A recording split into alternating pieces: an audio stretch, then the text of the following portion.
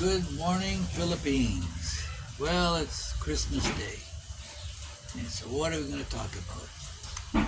How about how I ended up here? Didn't happen overnight.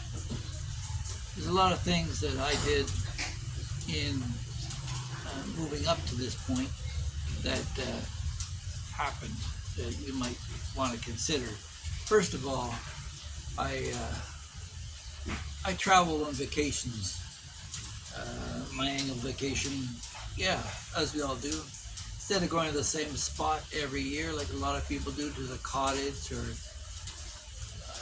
to the lake or whatever, I chose to look at different countries. So where have I been? I've been to, Mexico, Costa Rica, Cuba, Vietnam, Thailand, China,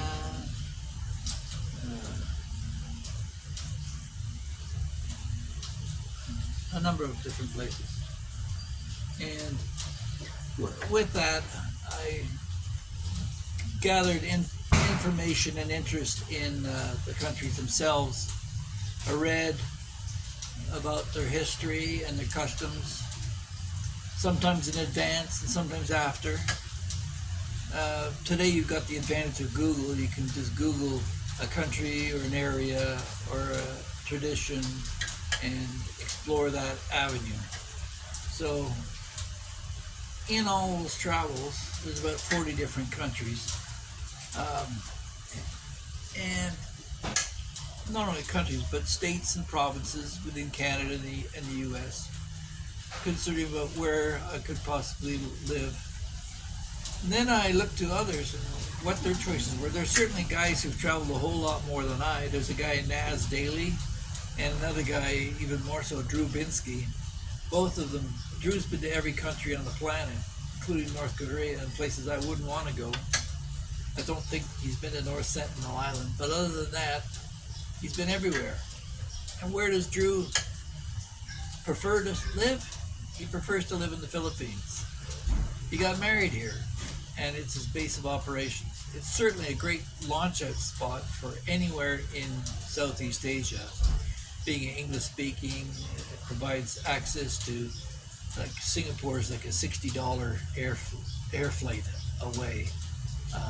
Thailand at maybe $100.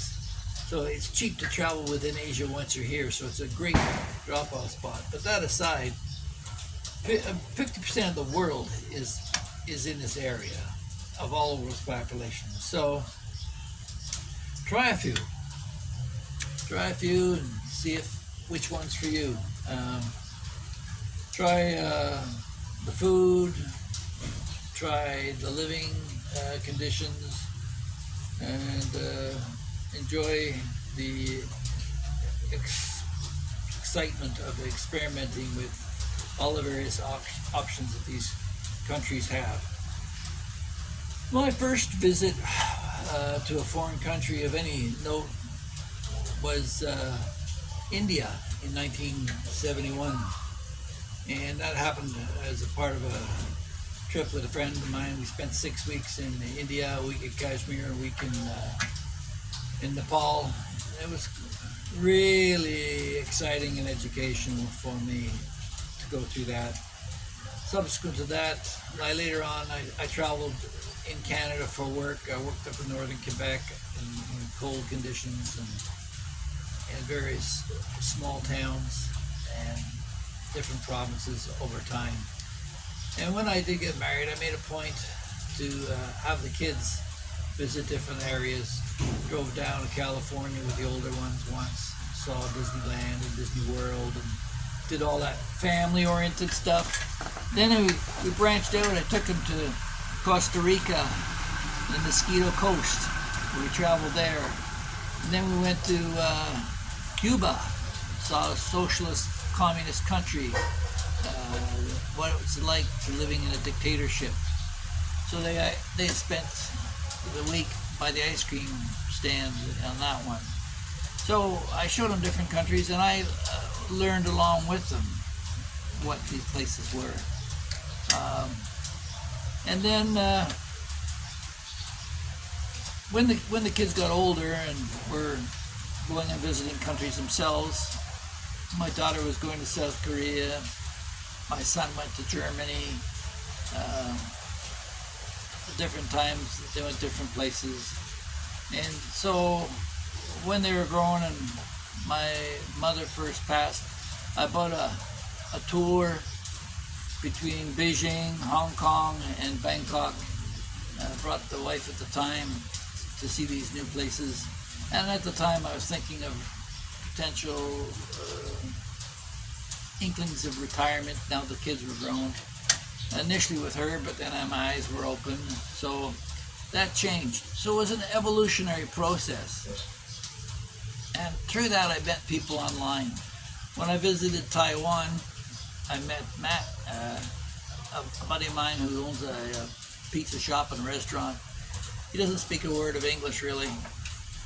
We go through translations. He writes in Mandarin and I translate it, and he sends me photos from time to time on Facebook. But I met him. I met Rocky in Thailand. In the Philippines, that's where I met my wife. Mexico, I've got old schoolmates, Richard Posnick, who lives down there now, and others who, Carmen, who I met in Vancouver, who moved back to Chihuahua in Mexico. And I've been to other states and provinces, meaning that I know guys in Florida and BC and different areas. So it's good to have that international connection and that national connection to just get feedback from different peoples and places and have that experience. And don't commit to a place, don't commit to the Philippines. It's one of 200 countries. You may prefer to live in Estonia for all I care, or a lot of people are talking about Ecuador or Panama. You know, you can explore these options as you wish, but a lot of what's going to help you with your decision are the relationships you're going to meet along the way. I met my wife in the Philippines, well, not in the Philippines, but online. Previous to that, my experience in the Philippines was very negative. I was left Thailand to take a weekend break in Manila and Makati, and the first night I went out to a club across the street, and the lady there at the door, the madam, offered me out to take my pick of any of these girls, which was not my I'm not a sex addict. I'm totally against that stuff. But I say, well, if the girls want to come and have a drink, that's fine, right? Well, one of them came over and had a drink, and the next morning I get a buzz from the security guard down in where I'm at, and he says, there's a lady downstairs, says she met her last night, she would like to talk to you. So I came up and I let her come up, and it was pretty obvious what she wanted. So I sent her on her way, and I thought, oh, it was pretty desperate. But again, I'm exposing myself to the situation in a country, and you keep your guard up when you do that, you know, so you have to be careful what you're doing. And I had just come from Thailand. I bought a gold necklace. I don't wear gold other than my wedding ring anywhere in public anymore, because probably that experience, because I was walking through the streets at 10:30 in the morning, and I felt that ding in the back of my neck, and my gold chain was gone, and there was a guy running away on a bicycle. I chased him down. I caught him, but he was reaching behind his back like for a gun or a knife. I said, no, never mind, you're not worth it. And I thought, enough of this place. So my first experience in the Philippines was a very negative one.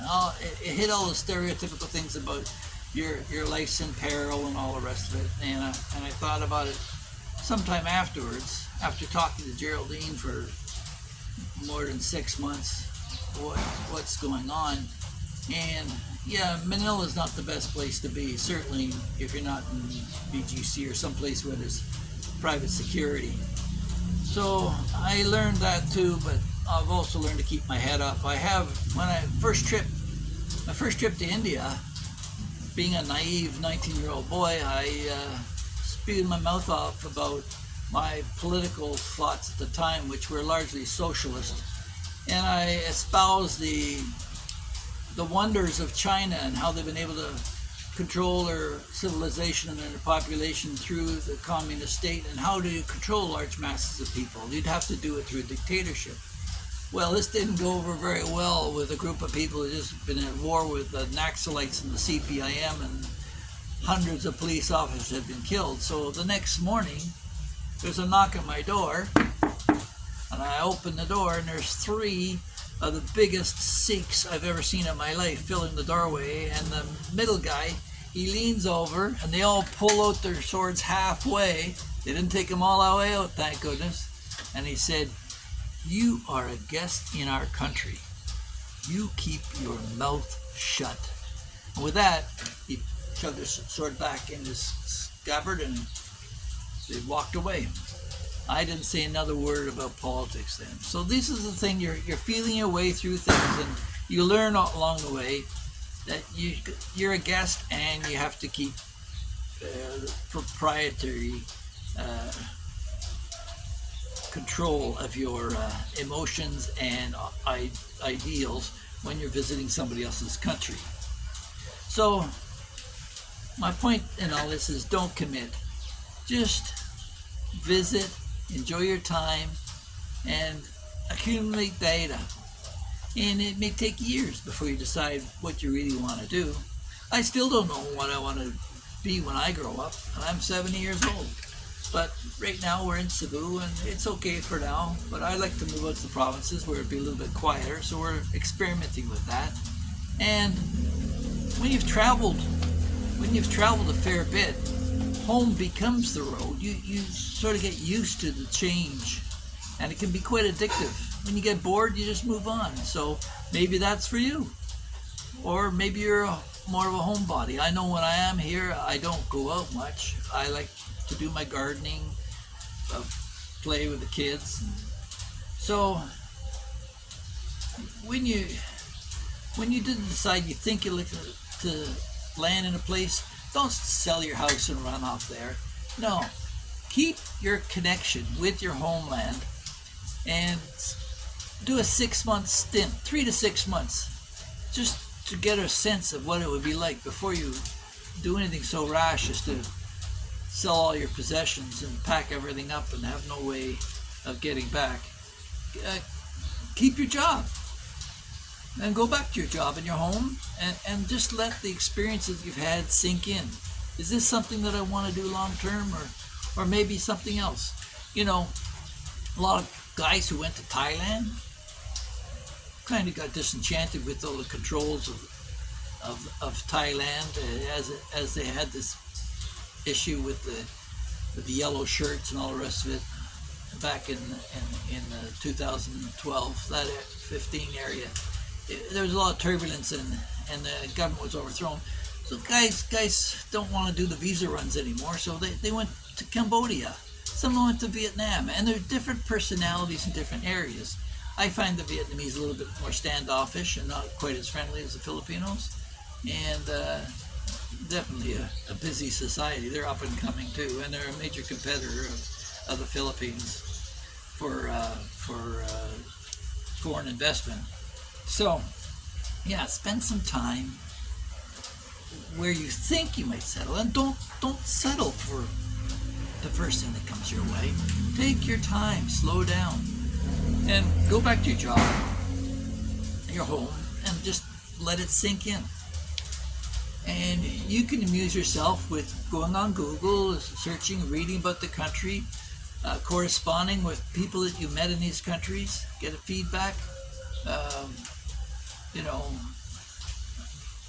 I've found some wonderful people in countries that I could quite easily go and stay and visit, but I still wouldn't consider that a place that I would want to settle permanently, even though it would be very enjoyable to go and spend more time there. I'm talking to you, Matt, in Taiwan. It was great.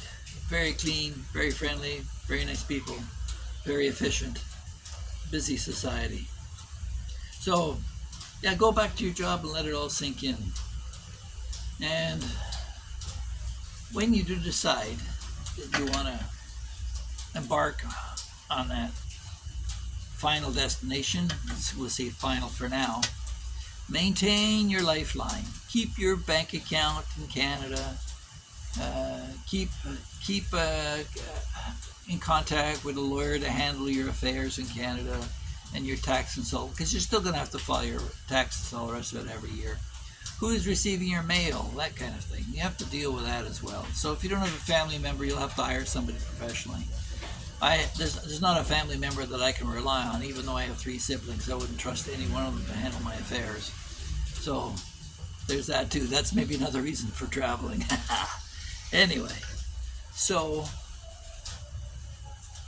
I first came to the Philippines in 2000 and I think it was 10 or 2012, sorry. And it's been 11 years.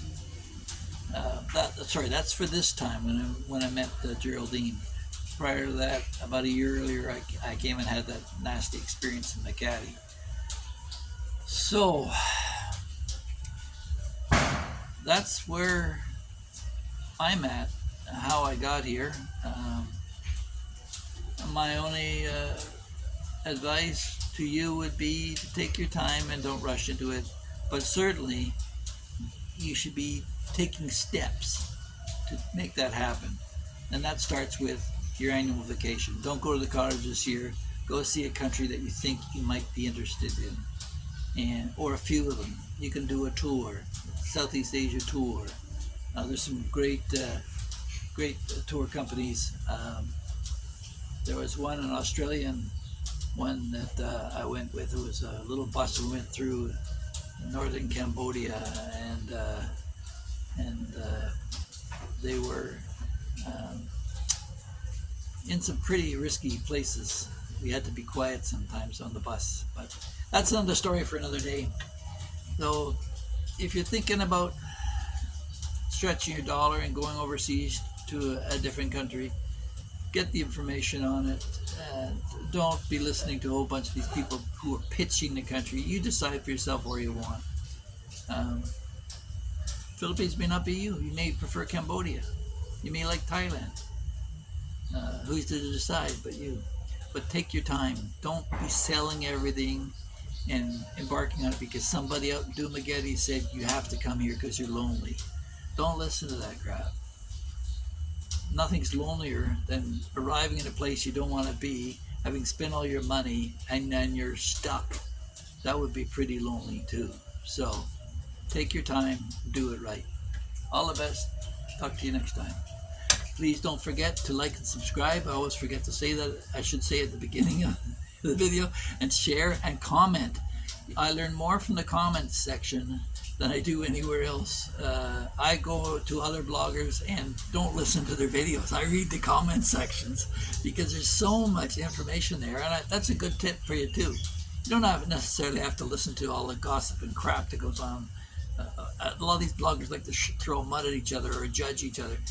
Just stay away from all that and focus on informational stuff in the comment sections because you'll get a boatload of gems from just reading that. So please like and subscribe and share with your friends, and we'll see where this channel goes. Have a good one. Bye.